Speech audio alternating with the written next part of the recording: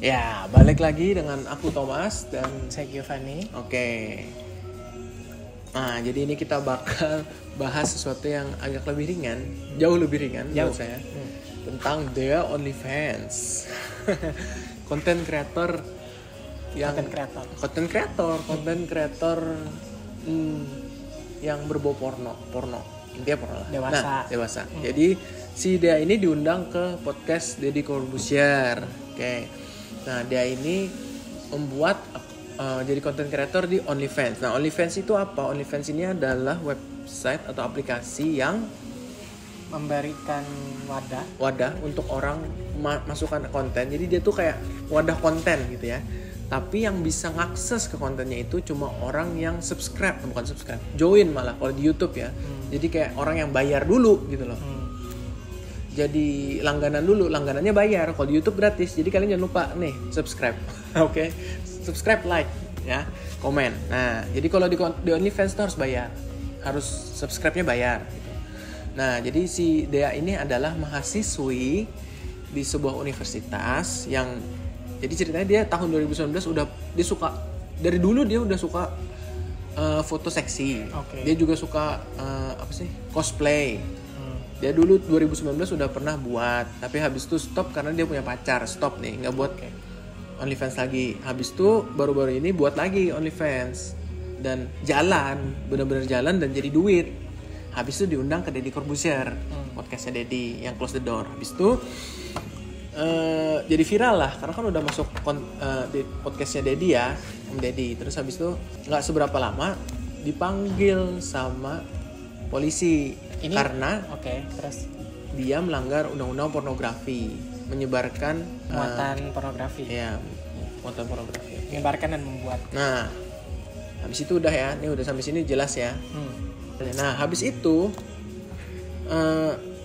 polisi ini nyari pembeli kontennya. Salah satunya adalah komedian M, yaitu Marcel, ya, stand up comedy itu. Dia itu membeli kontennya Dea. Habis itu ditanyain, nah bingung kan kenapa ditanyain, dibeli terus salahnya di mana? Oke. Sebentar. Sebenarnya Jelasin dulu deh, pornografi ya, gimana? kita menjelaskan sejauh yang kita tahu undang-undang nomor 44 tahun 2008 tentang pornografi yang berlaku ya. Di pasal 4 itu ayat 1, setiap orang dilarang memproduksi, membuat, memperbanyak, menggandakan, menyebarluaskan, menyiarkan segala bla bla bla bla bla yang pornografi. Itu kena Dea. Itu satu. Membuat dia dan menyebarkan. Ya.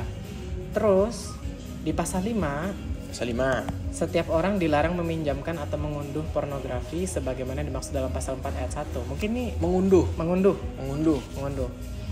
Di pasal 6, setiap orang dilarang memperdengarkan, mempertontonkan, memanfaatkan, memiliki atau menyimpan pornografi sebagaimana dimaksudkan dalam pasal 4 ayat 1 kecuali yang diberikan kewenangan oleh peraturan perundang-undangan. Mungkin ini pihak yang berwenang kali ya, karena kan perlu untuk menelusuri juga. Nonton perlu, boleh. Kayak bagian mana yang harus disensor, yang kita harus blokir, tapi itu harus ditonton dulu ya kalau mau. Sama aja nonton. Tapi itu diperbolehkan sama perundang-undangan. Nah, jadi ceritanya nih, udah jelas ya. Jadi membuat dan menyebarkan nggak boleh, nonton nggak boleh, punya nggak boleh, kecuali yang berwenang oleh undang-undang boleh. Betul. Nah, jadi masalahnya di sini kita juga tidak encourage people kalian ya, disclaimer dulu, kita tidak menyarankan atau memperbolehkan kalian untuk melanggar undang-undang ya yang berlaku, melanggar hukum apapun di Indonesia, tidak menganjurkan seperti itu. Jadi kita akan bahas dulu mengenai itu, udah tadi dijelasin, terus kita bahas duduk masalah opini kita. Duduk masalah Marcelnya dulu deh. Jadi Marcelnya ini ceritanya kenal sama Dea karena dia mau buat konten tentang stand up komedinya itu tentang Dea ini tadi, ya kan? Ya. Habis itu jadi dia mau bantu Dea juga karena dia kan mau buat konten tentang Dea. Jadi dia mau kasih uang karena kan orang yang buat, katanya Marcel, buat kayak gitu tuh ya berarti butuh uang lah. Ya betul, make sense. Uang. Jadi dia kasih uang, terus dia dapat Google Drive-nya buat download. Tapi dia nggak nyebarin katanya. Pakai password. Dia pakai password. Passwordnya hilang, dia nggak nyebarin. Oke. Jadi menurut opini kita deh. Oke. kalau buat saya sendiri ya, Buat Dede gimana? terlepas dari undang-undang, ini nggak ada salahnya kita maksudnya udah tua, udah besar, kita mau nonton Umum lah ya. secara umum ya, Pada kenyataannya real life. mau menonton juga. Ya itu kan ranah privat jatuhnya, bukan ranah publik. Karena gimana ya? OnlyFans sendiri juga kayak susah untuk dilarang karena itu kan Dan itu privat itu. karena kita mau nonton konten porno itu gampang. Kenyataannya anak SD juga bisa lihat sekarang dari HP, tinggal download VPN, buka VPN udah bisa lihat. Tanpa VPN juga bisa. Nah, tanpa VPN juga bisa. Buka Twitter itu gampang, bro.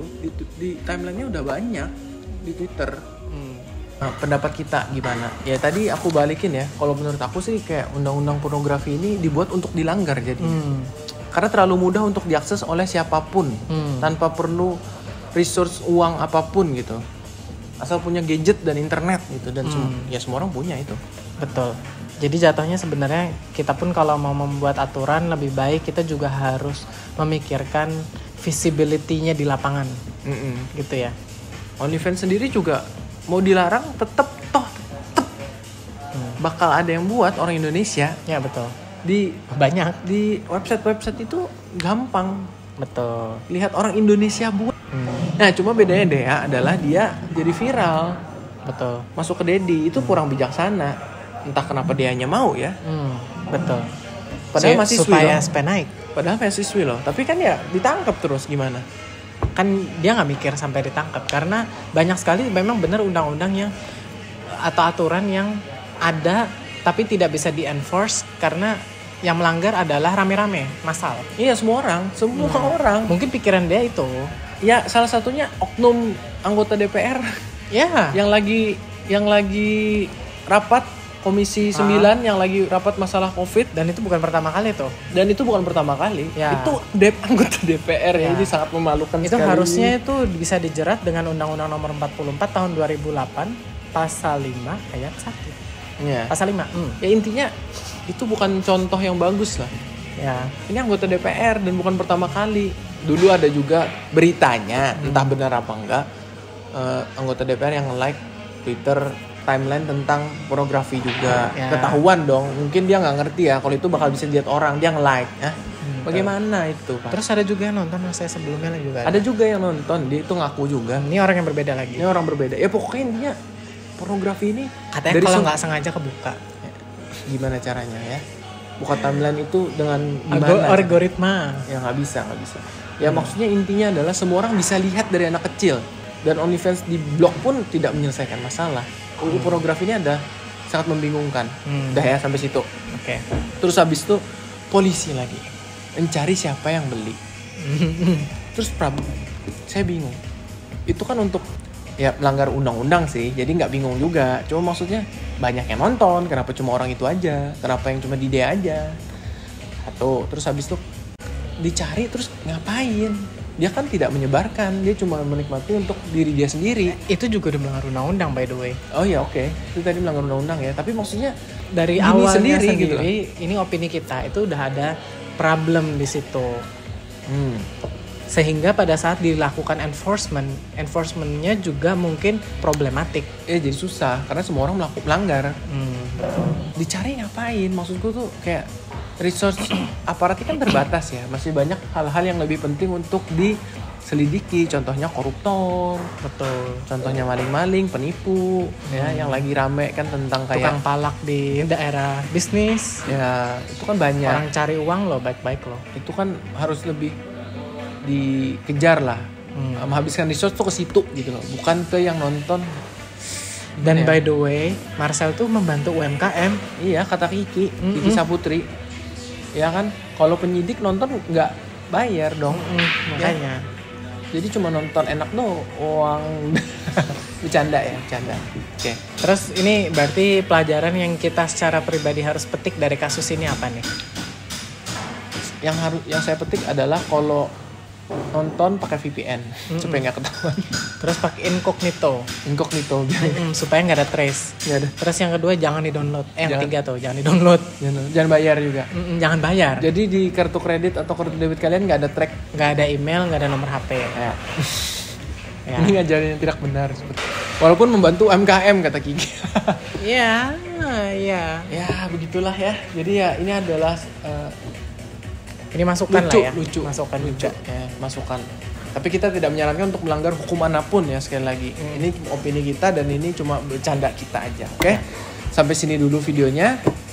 Jangan lupa subscribe dan like dan komen. Thank you for watching.